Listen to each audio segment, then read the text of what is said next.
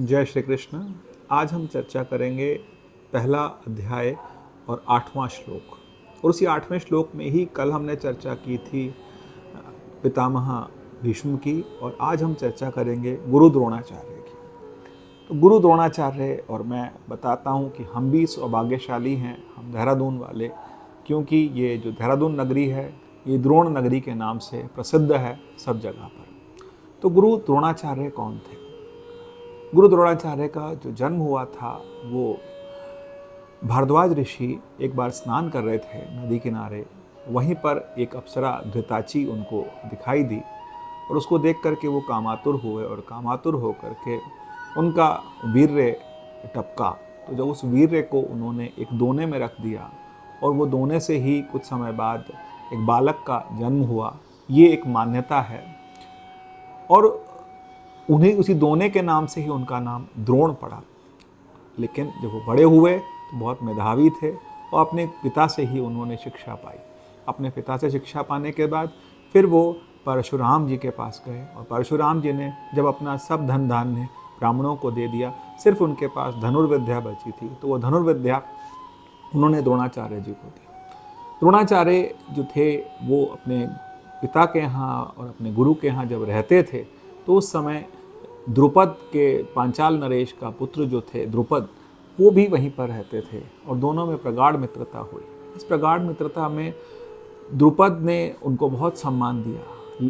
तो कुछ समय बाद जब द्रुपद चले गए और अपना राजकाज संभालने लगे, द्रोणाचार्य का विवाह हुआ कृपि के साथ। कृपि कृपाचार्य जी की बहन थी और उनका पुत्र हुआ अश्वत्थामा। लेकिन उस समय दरिद्रता बहुत थी, उनके पास में धन धान्य नहीं था।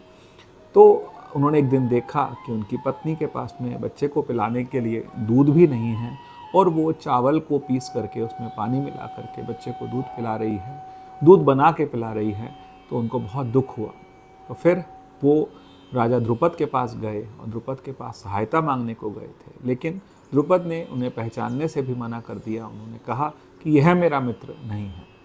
इसी बीच में ऐसा भी प्रसंग आता है कि गुरु द्रोणाचार्य ने तपस्या की, और तपस्या करके भगवान शिव जब प्रसन्न हुए तो भगवान शिव ने एक गुफा में ही गाय के थन के जैसे गाय के थन बना दिए, और उसके अंदर दूध टपकता था, और उसके नीचे शिवलिंग स्थापित किया गया गुरु द्रोणाचार्य द्वारा, जो देहरादून के अंदर टपकेश्वर नाम से प्रसिद्ध है, जहाँ पर दूध टपकता था और उस दूध को इकट्ठा करके अश्वत्थामा को पिलाया जाता था।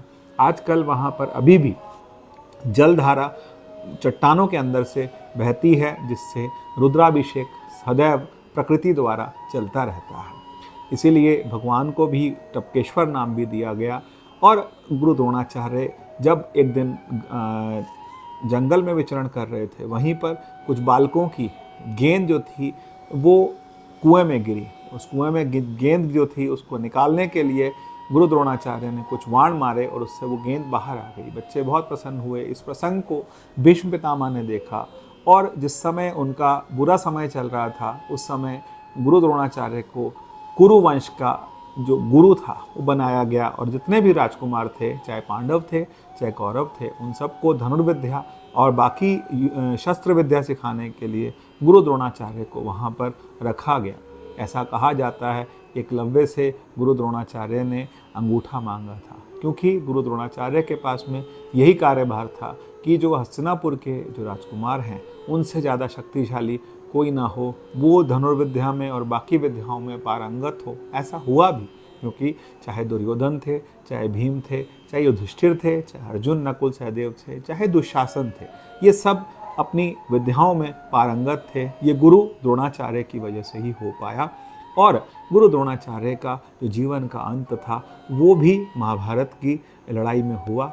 11वें दिन जब भीष्म पितामह को बाण लगे तो फिर गुरु द्रोणाचार्य को ही सेनापति बनाया गया, और उनसे कहा गया, दुर्योधन ने उनसे कहा कि आप युधिष्ठिर को बंदी बना लेंगे तो युद्ध समाप्त हो जाएगा, क्योंकि युधिष्ठिर सबसे बड़े भाई थे। लेकिन हुआ ये कि युधिष्ठिर को बंदी नहीं बना पाए द्रोणाचार्य। उन्होंने बहुत प्रयास किए, सब तरह के प्रयास किए। उन्होंने चक्रव्यूह भी रचा, लेकिन चक्रव्यूह में अभिमन्यु मारा गया, किंतु युधिष्ठिर बच गए। और उसके बाद आखिर में फिर यही हुआ कि सबको पता था कि गुरु द्रोणाचार्य का जो मोह है वो अपने पुत्र में है, अश्वत्थामा में है। उन्हीं की सेना के पास में एक अश्वत्थामा नाम का हाथी भी था।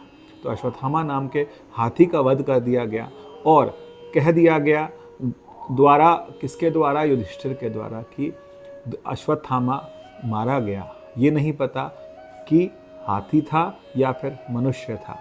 जब ये बात कही गई उस समय बहुत तेज ढोल नगाड़े बजाए गए। तो गुरु द्रोणाचार्य को लगा कि अश्वत्थामा मारा गया और वो एक स्थान पर बैठ गए। और जब वो बैठे तो उस स्थान पर फिर उनकी हत्या कर दी गई धृष्टद्युम्न के द्वारा, क्योंकि धृष्टद्युम्न ने प्रण ले रखा था कि वो द्रोणाचार्य का वध करेंगे। तो गुरु द्रोणाचार्य के लिए, क्योंकि गुरु का जब नाम आता है तो द्रोणाचार्य जी का नाम जरूर आता है। एक वो ऐसे गुरु थे जिन्होंने अपनी शिक्षा को और दे करके अपने जो शिष्य थे उनको बहुत ऊंचा नाम दिया। आज की डेट में अगर हम बात करें धनुर्विद्या की बात जब भी होती है तो अर्जुन और गुरु द्रोणाचार्य का नाम लिया जाता है। धन्यवाद।